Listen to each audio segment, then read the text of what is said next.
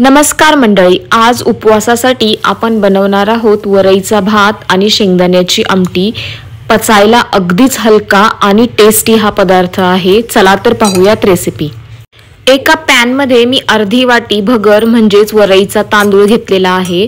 त्याला थोडंसं आपण भाजून घ्यायचं आहे आणि भाजल्यानंतर मग याला व्यवस्थित धुवून घ्यायचं आहे। वरईचा हा तांदूळ भाजून घेतल्याने तो मोकळा होण्यास मदत होते आणि यानंतर आपण यामध्ये पाणी टाकून तो धुवून घ्यायचा आहे, म्हणजे त्यातील इम्प्युरिटीज निघून जातील। फोडणीसाठी मी येथे उकडलेला बटाटा वापरला आहे। तुम्ही कच्चा बटाटा देखील तेलामध्ये परतून घेऊ शकता। एका पॅन मध्ये आता आपण तेल टाकून त्यामध्ये जिरं आणि मिरची टाकून परतून घेऊया। यानंतर मी यामध्ये थोडेसे भाजलेले शेंगदाणे टाकणार आहे। नंतर आपण यामध्ये उकडलेला बटाटा आणि मीठ टाकून परतून घेऊयात। 1 मिनिट परतून झाल्यानंतर आपण यामध्ये धुतलेली भगर टाकणार आहोत आणि हे व्यवस्थित मिक्स करून घ्यायचं आहे आपल्याला। आणि नंतर यामध्ये आपल्याला पाणी टाकून हा वरईचा भात शिजवायचा आहे। अर्धा वाटी भगरीसाठी मी येथे 1.5 वाटी पाणी टाकणार आहे। पाण्याचं प्रमाण हे 3 पट घ्यायचं आहे आपल्याला।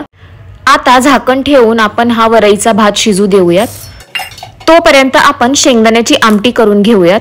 त्यासाठी मिक्सरच्या भांड्यामध्ये भाजलेले शेंगदाणे, मिरची, जिरं आणि मीठ टाकूया। हे आपल्याला मिक्सरमधून फिरवून घ्यायचं आहे। मिक्सरमधून आपण ही शेंगदाण्याची चटणी आता वाटून घेतलेली आहे, तिला फोडणी द्यायची आहे, परंतु त्याआधी आपण वरईचा भात बघूयात। अधूनमधून आपल्याला या वरईच्या भाताला शिजवायचं आहे। जर तुम्हाला भात कच्चा वाटत असेल तर त्यामध्ये तुम्ही थोडंसं गरम पाणी टाकून शिजवून घ्या।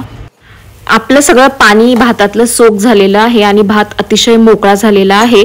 आता आपण त्यावर झाकण ठेवून बाजूला ठेवून देऊयात आणि शेंगदाण्याची आमटीला फोडणी देण्याची तयारी करूयात। त्यासाठी कढईमध्ये आपण तेल टाकून त्यामध्ये जिरं टाकणार आहोत, मीठ टाकणार आहोत आणि आपले मिक्सरमधून काढलेली शेंगदाण्याची चटणी टाकणार आहोत। यांना व्यवस्थित मिक्स करायचं आहे, मीठ ॲडजस्ट करायचं आहे आणि उकळू द्यायची आहे। यामध्ये आपण 1.5 चमचा दही टाकणार आहोत। दह्याने खूप छान चव येण्यास मदत होते। शेंगदाण्याच्या आमटीची कन्सिस्टन्सी तुम्ही तुमच्या पद्धतीने ॲडजस्ट करा आणि त्यानुसार पाणी कमी जास्त करा। यानंतर आपल्याला आमटीला 1 उकळी येऊ द्यायची आहे आणि तुम्ही येथे बघू शकता आपली शेंगदाण्याची आमटी तयार झालेली आहे। या वरईच्या भाताबरोबर शेंगदाण्याची आमटी अतिशय टेस्टी लागते। तुम्ही नक्की ट्राय करा आणि रेसिपी आवडल्यास लाईक, शेअर आणि सबस्क्राइब करायला विसरू नका। Till then take care, bye bye, happy cooking.